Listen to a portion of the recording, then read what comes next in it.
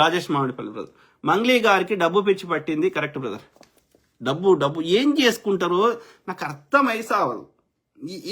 ఇప్పుడు మొత్తం రాష్ట్రంలో అంత సంపాదించినా ఏం చేసుకుంటావు? మన కడుపులో ఎంత పడితే అంతనే తింటాం. డబ్బులైనా అదే పరిస్థితి. నీ పేరు రాసినంత మాత్రం నీదవుతుందా? అది భూమిదే, ఎల్లకాలం భూమికే ఉంటుంది. నువ్వు ఎన్ని పేర్లన్నా రాసుకో. చంద్రమండలం ఉంది, నువ్వు పేరు చంద్రుడు నాదే అని రాసుకుంటే నీది అయిపోతుందా?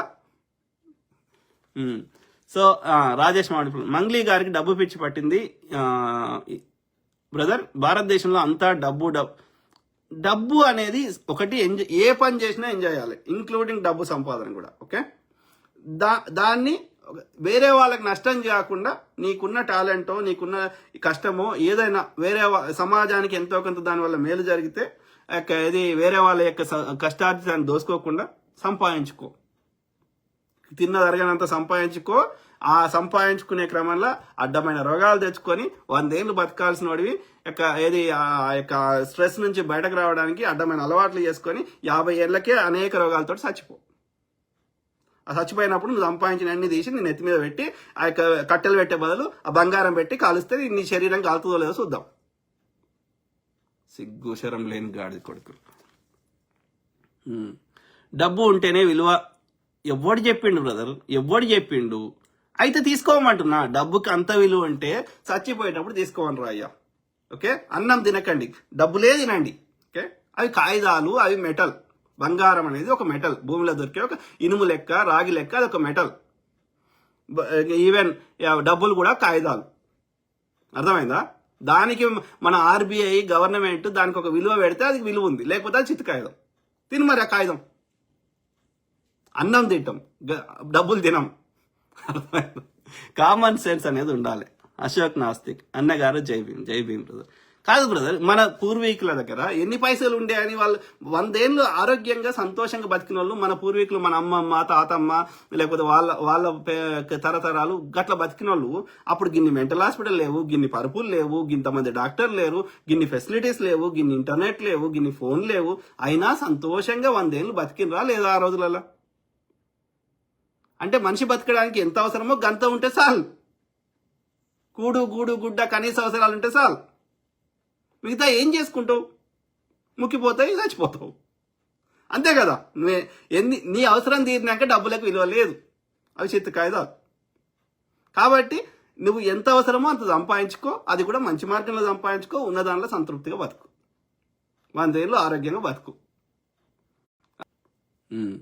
కామన్ సెన్స్ అనేది చచ్చిపోయిందని నేను అంటున్నా. ఇక్కడ ఏం లేదు. అక్కడ బుద్ధి అనేది ఏమంటారు, మనం ఏం చేస్తున్నామో తెలియకుండా పనులు చేస్తున్న వాళ్ళ సంఖ్య ఎక్కువైతుంది రోజు రోజుకి. కామన్ సెన్స్ అనేది చచ్చిపోయింది. అవర్ ప్రయారిటీస్ చచ్చిపోయినాయి. సో రాజేష్ మామిడిపల్లి, సందర్భం కాకుండా అడుగుతున్నాను. నేను ఇంతకు ముందు చాలాసార్లు అడుగుదాం అనుకున్నాను, మర్చిపోయాను.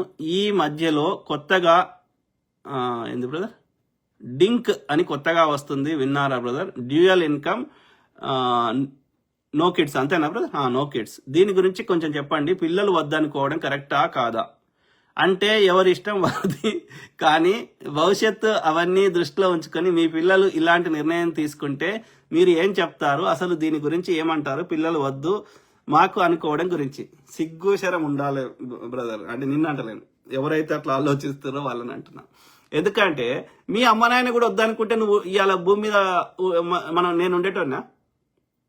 ఇట్లా అందరూ అనుకుంటే భూమి మీద నెక్స్ట్ జనరేషన్ ఉంటుందా? జీవం ఉంటుందా? అంటే మనుషులు భూమి మీద ఉండకూడదని నిర్ణయించుకున్నారా? మీతోటే ఇప్పుడు వీళ్ళతోటే డ్యూయల్ ఇన్కమ్ నో కిడ్స్ అంటే వీళ్ళ తర్వాత ఇక నెక్స్ట్ భూమి మీద మనిషి ఉంటాడు. ఇక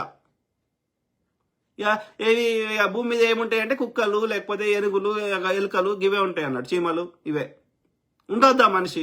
నెక్స్ట్ జనరేషన్ ఉండొద్దా? జామ చెట్టు అది గింజలు కింద పడతాయి కదా చెట్టు పండు అయినాక, ఆ పండు నుంచి గింజలు మళ్ళీ కొత్త జామ చెట్టు వస్తుంది కదా, రైట్? అట్లా ప్రతి జీవి తన యొక్క పునరుత్పత్తి చేస్తుంది కదా. అది బొద్దింక కావచ్చు, లేకపోతే చీమ కావచ్చు, ఏనుగు కావచ్చు, చెట్లైనా లేకపోతే ఇంకోటైనా. మరి మనిషికి పునరుత్పాదన నెక్స్ట్ జనరేషన్ ఉండొద్దా? కామన్ సెన్స్ అడుగుతున్నాను. సో కాబట్టి ఉండాలి. అట్లీస్ట్ ఒక ఇద్దరు ముగ్గురు అన్న ఉండాలి. ఓకే? ఇల్లు సందడిగా ఉంటుంది. వాళ్ళకి మనకి ఏ కారణం చేత మనం చచ్చిపోయినా వాళ్ళకి ఒక తోడు నీడ ఉంటారు. వాళ్ళ ముచ్చట చెప్పుకోవడానికి, మంచి చెడుకి సపోర్ట్ సిస్టమ్ ఉంటుంది. కాబట్టి అట్లీస్ట్ ఒక ఇద్దరన్నా ముగ్గురన్నా ఉండాలి పిల్లలు. ఓకే, అట్లీస్ట్ ఇద్దరన్నా ఉండాలి కనీసం. ఒక్కరినే కంటారు. ఒక్కరిని కంటే అది ఇంకా అది పనిష్మెంట్. వానికి ఒక ఆడుకోవడానికి ఎవరు ఉండరు, ముచ్చట చెప్పుకోవడానికి ఎవరు ఉండరు. మనకేమన్నా అయితే వాళ్ళకి ముచ్చట ఏది ఒక తోడు ఉండదు, నీడ ఉండదు. అట్లీస్ట్ ఇద్దరు కానీ ముగ్గురు కానీ ఉండాలి పిల్లలు. అది అది అట్లా లేకుండా ఆలోచించే వాళ్ళకి బుద్ధి, సిగ్గు, శరం, మానం, లజ్జ లేదు. స్వార్థపరులు, స్వార్థం కూడా కాదు. వాడు ఏం చేస్తుండో వానికే తెలియదు. అర్థమైందా? ఆ ఇద్దరు ఇట్లా ఎవరైనా చచ్చిపోయారు అనుకో, ఇక ఇంకోరైతే ఇక 30 ఏళ్ళకే వాళ్ళు ఏమంటారు, ఇక ఎటుకాని పరిస్థితి వాళ్ళది. అర్థమైందా? కాబట్టి పిల్లలు కంపల్సరీ ఉండాలి. అది ఒక ఏమంటారు, వెనకట గొర్రెలు, బర్రెలు, తర్వాత ఏమంటారు యొక్క పంట, పొలము, ఇవన్నీ ఆస్తులు ఎట్లనో పిల్లలు కూడా ఒక ఆస్తి. అర్థమైందా? సో పిల్లలు ఉండాలి.